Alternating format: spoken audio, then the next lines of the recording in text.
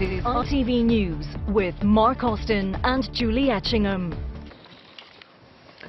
A bitter split has opened up in the pub industry over a vote in Parliament. MPs have decided that locals owned by the big pub companies should be allowed to buy their beer and other supplies from elsewhere. MPs believe that will increase competition. It has sent shares in the pub companies falling. The row is over whether it'll help or hinder the survival of hundreds of pubs.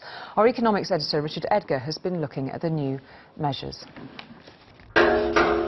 Every barrel the landlord taps at the Swan in York, he has to buy from the company which owns the pub, often at prices up to 80% more expensive than he could get elsewhere.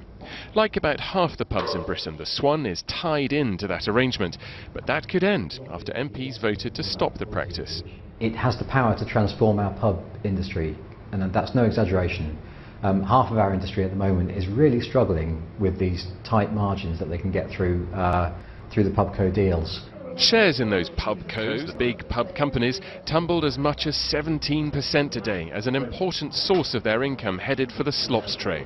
But industry leaders warn of unintended consequences if the law changes. The pub companies will no longer have the investment to make, both in terms of capital, 200 million a year, and in terms of support for the pub company at an individual level.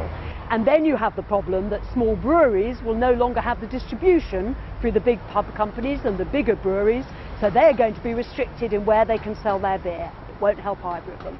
So this is obviously far from settled, but if the publicans and the pub owners can't agree, what about their customers? What does it mean for our pints? If publicans are allowed to buy their beer more cheaply on the open market, that should make for happy beer drinkers. I met their champion, the head of the Campaign for Real Ale.